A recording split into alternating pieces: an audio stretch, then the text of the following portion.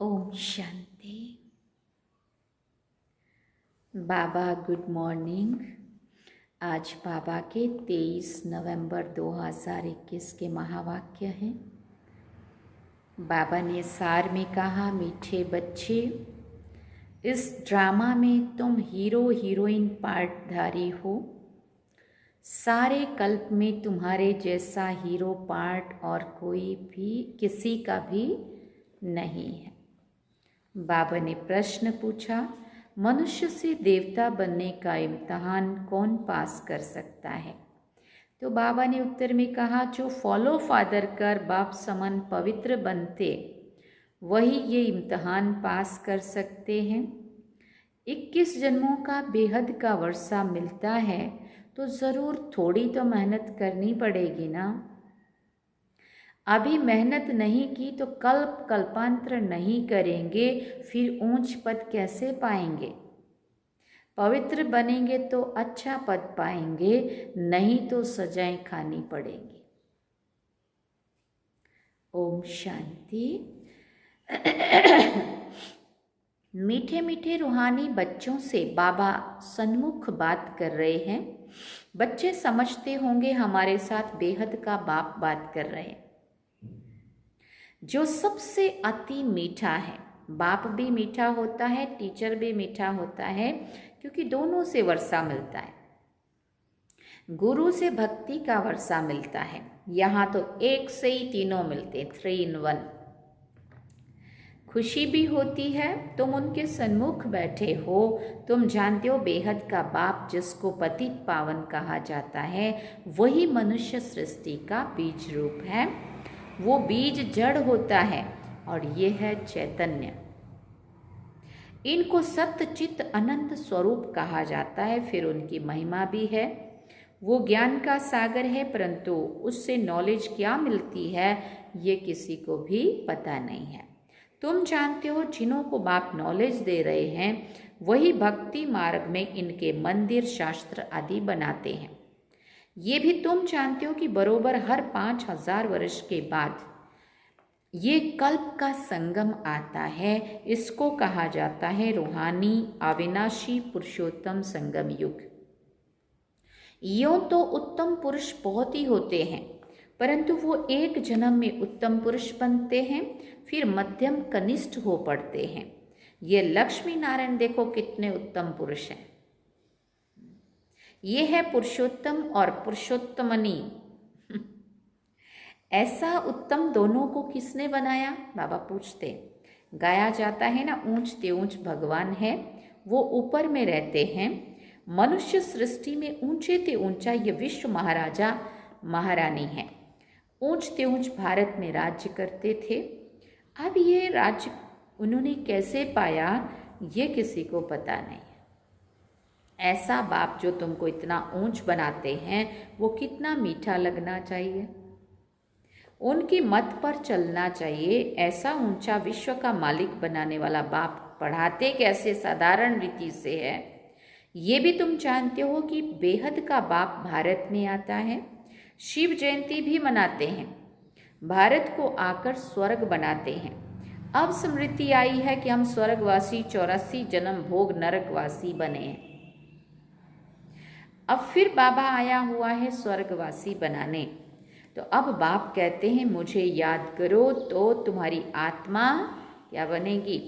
तमो प्रधान से सतो प्रधान बन जाएगी। सतो प्रधान बनने बगैर वापिस कोई भी नहीं जा सकते।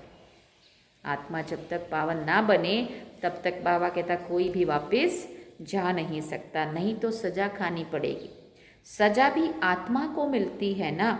गर्भ जेल में शरीर धारण कराए फिर सजा देते हैं। बच्चों को बहुत दुख भोगना पड़ता है, त्राही त्राही करते हैं, कहते हैं फिर पाप नहीं करूँगा। तुम बच्चों को तो गर्भ जेल में जाना नहीं है, वहाँ गर्भ महल है, क्योंकि पाप नहीं होता है। आत्मा के अगर पाप रह जाते हैं तो वो गर्भ में भी जाता है बच्चा जन्म लेने के लिए, तो वहाँ भी उसको अंदर कुछ ना कुछ कष्ट खुद को भी होता रहेगा। उसकी वजह से जन्म देने वाली माँ भी कष्ट में ही रहेगी। माँ के भी कर्म उसके साथ जुड़े हुए और उसके भी कर्म है ना। बाबा कहते यहाँ रावण राज्य में पाप होता है तभी तो राम राज्य मांगते हैं ना, परंतु ये नहीं जानते कि रावण राज्य क्या चीज़ है। जलाते हैं तो खत्म होना चाहिए, फिर जलाते हैं गोया मरा ही नहीं है।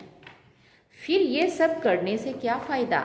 वो लोग जाकर लंका लूट कर आते हैं, एक झाड़ को बीमारी होती है उसको सोना समझ ले आते हैं। वास्तव में तुम इस समय रावण पर जीत पाते और गोल्डन एज्ड दुनिया के मालिक बनते हो। अजमेर में वैकुंठ का भी मॉडल बनाया है। अब तुम जानते हो बाबा आया हुआ है बच्चों को फिर से स्वर्ग का मालिक बनाने। हीरे जवाहरों के महलों में हम राज्य करेंगे। अभी तुम जानते हो योग बल से निर्विकारी सतो प्रधान बनते हो। आत्मा संपूर्ण निर्विकारी बन फिर चली जाएगी शांति धाम। वहाँ दुख की बात ही नहीं है। बाबा ने समझाया है इस नाटक में तुम्हारा सबसे बड़ा मुख्य पार्ट है हीरो हीरोइन का। राज्य लेना और गंवाना ये तो खेल है, हीरो हीरोइन तुम हो। हीरो का अर्थ है मुख्य पार्टधारी, हीरो माना मुख्य पार्टधारी। तुम गोल्डन एज में पवित्र गृहस्थ आश्रम में रहते थे, आयरन एज में अपवित्र गृहस्थ व्यवहार है। अब बाबा गोल्डन एज में ले जाएगा, वहां लक्ष्मी नारायण सूर्यवंशियों का राज्य होगा। वो पुनर्जन्म लेकर चंद्रवंशी में आएंगे, वृद्धि होती रहेगी। अब कितने करोड़ हो गए हैं 130 करोड़ तो भारत की जनसंख्या। बाबा कहते टोटल 700-800 करोड़ कितना हो गया होगा अभी। बाबा कहते अब कहते हैं वर्थ कम हो, जिनको 1-2 बच्चा होगा वो थोड़ी बंद करेंगे। अब तुम तो इतला कर सकते हो कि पॉपुलेशन कम कराना ये तो बाप के ऊपर है। बाप जानते जास्ती मनुष्य होंगे तो मरेंगे। मैं आया हूं सबको खलास कर एक धर्म की स्थापना करने के लिए। वहां 9 लाख होंगे, छू मंत्र हुआ ना, कितनी अरबों की आबादी को सिर्फ 9 लाख में बाबा ने ला दिया। कलयुग रूपी रात पूरी हो, दिन शुरू हो जाएगा। बर्थ कंट्रोल पर कितना खर्चा करते हैं, बाप का कोई खर्चा ही नहीं है। नेचुरल कैलामिटीज होगी, सब खत्म हो जाएगा। ये सब ड्रामा में नूंद है। वो लोग जो प्लान बना रहे हैं वो भी ड्रामा में नूंद है।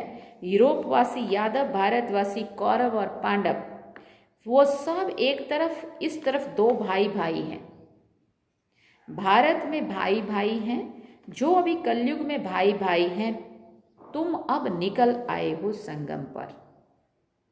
कौरव और पांडव एक ही घर के थे। आत्मा असल में भाई भाई है। तुम आत्माओं से ही पहले पहले बाबा मिला है। रेस में जो पहले पहले जाते हैं वो इनाम लेते हैं। तुम्हारी है याद की दौड़ी रेस। ये कोई शास्त्र में नहीं है। बाप कहते मेरे साथ योग रखो। ये योग की यात्रा इस समय ही होती है। ये यात्रा और कोई सिखला ना सके। सतयुग में ना रूहानी योग ना जिस्मानी योग होता, वहाँ दरकार ही नहीं है। इस समय तुम्हारी बुद्धि में बैठता है। ड्रामा में एक एक सेकंड एक का एक्ट समझाया है। इसको स्वदर्शन चक्र कहा जाता है। वास्तव में स्वदर्शन चक्रधारी अभी तुम बनते हो। 84 जन्मों का अथवा सृष्टि का चक्र तुमको, चक्र का नॉलेज तुमको है। स्व माना आत्मा, मुझ आत्मा का 84 जन्मों का चक्र, इसके लिए कह दिया स्वदर्शन चक्र। स्व माना आत्मा, आत्मा के 84 जन्मों का चक्र। लेकिन उन्होंने क्या समझा, यहाँ दिखा दिया अंगूठी पे, और वास्तव में है हमारे 84 जन्मों की कहानी। स्व माना आत्मा, आत्मा को ये ज्ञान है कि अभी तुम स्वदर्शन चक्रधारी बने हो। हम तुमको कहेंगे तुम रूहानी बच्चे, स्वदर्शन चक्रधारी ब्राह्मण कुलभूषण। इन अक्षरों का अर्थ कोई नया समझ नहीं सकता। ये अलंकार तुमको नहीं देते हैं क्योंकि तुमसे कई भागंती हो जाते। आज अच्छा चलते, कल बाबा का कोई भी बात समझ में नहीं आई, आपस में कुछ हुआ, छोड़ के भाग जाते। बाबा कहते इसलिए तुमको मैं वो अलंकार नहीं देता हूँ। अभी तुम्हारी बुद्धि में 84 का चक्र है। नंबर 1 में जाएंगे, पहले घर जाकर फिर देवता बनेंगे, फिर क्षत्रिय वैश्य शूद्र बनेंगे। कितनी समझ की बात है। इतना भी कोई याद करे तो अहो सौभाग्य।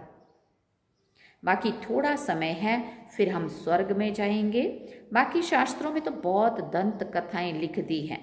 श्री कृष्ण जो सभी का प्यारा है, उनके लिए भी लिख दिया है। सर्प ने डसा ये हुआ। श्री कृष्ण राधे से भी प्यारा लगता है क्योंकि मुरली बजाई है। ये वास्तव में है ज्ञान की बात। तुम इस समय ज्ञान ज्ञानेश्वरी हो, फिर पढ़कर राज राजेश्वरी बनती हो। यह है एम ऑब्जेक्ट। तुमसे कोई पूछते हैं यहाँ का उद्देश्य क्या है, बोलो मनुष्य से देवता बनना। हम 100 देवता थे, 84 जन्मों के बाद शूद्र बने, अब फिर ब्राह्मण बने हैं, फिर देवता बनेंगे। पढ़ाने वाला ज्ञान का सागर परमात्मा है, ना कि श्री कृष्ण। ये राजयोग कोई भी सिखला ना सके। तुम कहते हो बाबा हम कल्प कल्प आपसे आकर राज्य भाग्य लेते हैं। ये भी तुम जानते हो, ये महाभारत लड़ाई से ही स्वर्ग के गेट खुलने वाले। बाबा आकर राजयोग सिखाते हैं तो जरूर स्वर्ग चाहिए, नरक खत्म होना चाहिए। ये महाभारी लड़ाई शास्त्रों में है। फिर बीच में खांसी आई। बाबा कहते ये किसको होती है? खांसी आई ब्रह्मा बाबा को, रथ को। तो बाबा पूछ रहे हैं, फिर ये शिव बाबा पूछ रहे हैं, ये खांसी किसको होती है, शिव बाबा को या ब्रह्मा बाबा को? शिव बाबा को खांसी होती है कभी नहीं होती, रथ को होती है ना। तो किसी हम बीच में कहा ब्रह्मा बाबा को। बाबा ने कहा ये भी कर्म भोग है, देखो खांसी आना भी कर्म भोग है, अंत तक होता रहेगा, जब तक संपूर्ण बन जाए तब तक ये शरीर भी नहीं रहेगा, फिर ये शरीर भी नहीं रहेगा, तब तक कुछ ना कुछ होता रहेगा। इनको कर्म भोग कहा जाता है। सतयुग में कर्म भोग होता नहीं है, कोई बीमारी आदि होती नहीं है, हम एवर हेल्दी वेल्दी बनते हैं, सदैव हर्षित रहते हैं क्योंकि बेहद के बाप से वर्षा मिलता है। फिर आधा कल्प के बाद दुख शुरू होता है, सो भी जब भक्ति व्याभिचारी होती है तब दुख जास्ती होता है, तब त्राही त्राही करते हैं और फिर विनाश होता है। अब तुम सन्मुख सुनते हो तो कितना मजा आता है, अच्छा लगता है ना। जानते हो ये हमारा सच्चा बाप, सच्चा टीचर, सच्चा सतगुरु है। ये महिमा एक ही निराकार बाप की है, वो है ऊंचे ते ऊंचा भगवान। उस बाप को याद करो तो ऊंच पद पाएंगे। ये कोई साधु संत महात्मा को तख्त पर नहीं ये कोई साधु संत महात्मा तो तख्त पर नहीं बैठता है, कभी पांव पड़ने भी नहीं देता है। बाप कहते मैं तुम्हारा मोस्ट ओबीडियंट सर्वेंट हूं, सेवाधारी। मुझे पैर कहाँ है, तुम माथा किसको टेकेंगे? अब शिव बाबा को पैर नहीं है ना। बहुत गुरुओं को माथा टेकते टेकते तुम्हारी टिप्पण घिस गई है। जो भक्ति मार्ग में होता है वो ज्ञान मार्ग में हो ना सके, इसलिए देखो हमारी बड़ी बड़ी दादियाँ, मम्मा, बाबा, किसी के भी कोई पाँव नहीं पड़ता है। हम बाबा से, दादियों से, सबसे बड़ों से दृष्टि लेते, हाथ मिलाते, दृष्टि लेते, लेकिन पाँव नहीं पड़ते। भक्ति मार्ग में कहते हैं हे राम, बाप कहते हैं यहाँ कोई आवाज नहीं करना है, अपने को आत्मा समझ गुप्त बाप को याद करना है। हे शिव भी नहीं कहना है, तुमको आवाज से परे जाना है। बच्चों को अंदर में बाप याद रहता है, आत्मा जानती है कि यह हमारा बाबा है। तुमको अंदर गुप्त याद करना है, इसको अजपा याद कहा जाता है। जाप नहीं करना है, माला अंदर फेरो या बाहर फेरो, बात एक ही है। अंदर ओम नमः शिवाय, ओम नमः शिवाय, ओम नमः राम, ओम नमो भगवते वासुदेवाय नमः, या जो भी है अंदर राम राम बोलते रहो तुम। तो ऐसा भी तो नहीं करना है, अपने को तो आत्मा को उस परमात्मा शिव बाबा की याद में एकाग्र करना है, अपने मन को शांति में बैठना है और बाबा के सभी गुणों और शक्तियों का अनुभव करना है। योग में भी अंदर अंदर ऐसा नहीं है कि वो लोग बाहर से राम राम बोलते रहते और हम अंदर ओम नमः शिवाय करते रहे, नहीं। बाबा कहते अंदर माला ना अंदर फेरो ना बाहर फेरो, बात एक ही है। अंदर फेरना कोई गुप्त नहीं है, गुप्त बात है अपने को आत्मा समझ बाप को याद करना। वो शिव बाबा और ये प्रजापिता ब्रह्मा तुमको डबल इंजन मिलती है श्रृंगारने के लिए। इनकी आत्मा ही श्रृंगार रही है, इनकी आत्मा भी श्रृंगार रही है। फिर सब चलेंगे पियर घर, वहाँ से फिर ससुर घर विष्णुपुरी में आएंगे। यह है डबल पियर घर अलौकिक, वो लौकिक और वो पारलौकिक। इस अलौकिक बाप को कोई जानते नहीं है, तब कहते हैं इस दादा को क्यों बिठाया है। लोग तो स्थूल में देखते हैं ना साधारण, तो फिर लोग कहते हैं इनको क्यों बिठाया है। ये किसी को पता नहीं है कि इस तन से परमात्मा पढ़ाते। ये बहुत जन्मों के अंत में पूज्य से पुजारी बने हैं, राजा से रंक बने हैं। बाबा समझाते इस तन में मैं प्रवेश करता हूँ, फिर भी किसी की बुद्धि में बैठता नहीं है। मंदिरों में बैल रख दिया है। अब शंकर तो है सूक्ष्म वतनवासी, सूक्ष्म वतन में बैल आदि तो होते ही नहीं है। बैल अर्थात मेल, भागीरथ को मेल दिखाते हैं। मनुष्य तो बिल्कुल बेसमझ बन पड़े हैं। बाप कहते हैं रावण ने बेसमझ बनाया है, खुद कहते हैं राम राज्य चाहिए। अब राम राज्य तो सतयुग में होता है, कलयुग में तो रावण राज्य है। राम और रावण भारत में ही होता है। शिव जयंती भी भारत में ही मनाते हैं। रावण जयंती नहीं मनाते क्योंकि दुश्मन है, दुश्मनों की जयंती नहीं मनाई जाती ना, दुश्मनों का पुतला बना के और जलाते हैं बस। बाबा कहते जयंती उनकी मनाई जाती है जो सुख देता है। अब शिव बाबा आकर ज्ञान सुनाते हैं और फिर रावण पर जीत पहनाते हैं। अब तुम जानते हो रावण क्या चीज़ है, कब आते हैं, एक्यूरेट हिसाब बताया जाता है। ये बातें अच्छी रीति धारण करो, भूलो मत। ज्ञान सागर के पास बादल बनकर आए हो, भरकर बरसानी है धारणा, भरकर वर्षा बरसानी है, धारणा बड़ी अच्छी चाहिए। यहाँ तुम सन्मुख बैठे हो, भासना आती है हम बेहद के बाप के सन्मुख घर में बैठे। ब्राह्मण कुल भूषण भी है, ब्राह्मण कुल का श्रृंगार। मम्मा बाबा भी हैं। बाबा हमको टीचर के रूप में पढ़ा रहे हैं, सतगुरु के रूप में साथ ले जाएंगे। वो गुरु लोग नहीं ले जाते हैं, गुरु का काम है फॉलोअर्स को साथ ले जाना। वास्तव में वो फॉलोअर्स भी नहीं है, वो सन्यासी, वो गृहस्थी तो फॉलोअर्स कैसे ठहरे? क्या फॉलो कर रहे हैं वो उनको? उनका जीवन ही अलग है, गृहस्थियों का जीवन ही अलग है, और हम कह रहे हैं वो उनके फॉलोअर हैं। फॉलोअर भी नहीं कहेंगे। तुम शिव बाबा को भी फॉलो करते हो, ब्रह्मा बाप को भी फॉलो करते हो। जैसे ये बनते हैं तुम भी बनते हो। हम आत्मा पवित्र बन बाबा के पास चली जाएंगी। बाबा कहते हैं माम एकम याद करो, सच्चे सच्चे फॉलोअर्स तुम हो। बाप कहते मैं आया हूं तुमको ले जाने के लिए। अब ज्ञान चित्ता पर बैठो तो मैं ले जाऊंगा। सतयुग में लक्ष्मी नारायण का राज्य था उस समय, और कोई भी धर्म उस समय, और सब धर्म शांति धाम में थे। ये बातें बड़ी सहज है। बाबा के फॉलोअर्स बनो। बाबा ने कहा ये जितना पवित्र बनेंगे अच्छा पद पाएंगे, नहीं तो सजा खानी पड़ेगी। जाना तो जरूर 21 जन्मों का वर्षा मिलता है, तो क्यों नहीं मेहनत करनी चाहिए। अब मेहनत नहीं की तो कल्पांतर नहीं करेंगे, फिर ऊंच पद कैसे पाएंगे।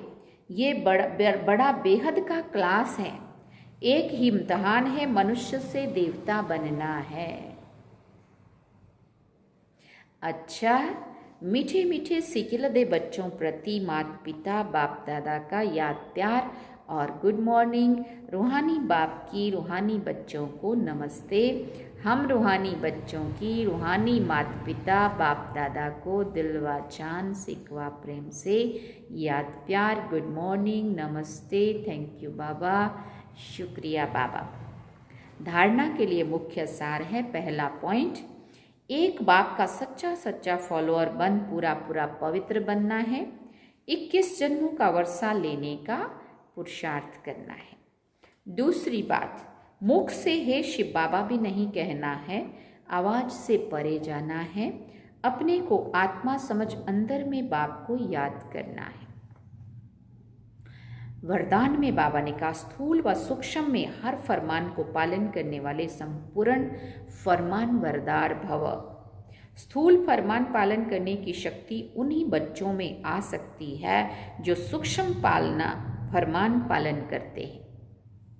सूक्ष्म और मुख्य फरमान है, निरंतर याद में रहो व मन वचन कर्म से पवित्र बनो। संकल्प में भी अपवित्रता व अशुद्धता न हो। यदि संकल्प में भी पुराने अशुद्ध संस्कार टच करते हैं तो संपूर्ण वैष्णव व संपूर्ण पवित्र नहीं कहेंगे। इसलिए कोई एक संकल्प भी फरमान के सिवाय ना चले, तब कहेंगे संपूर्ण फरमान वरदार।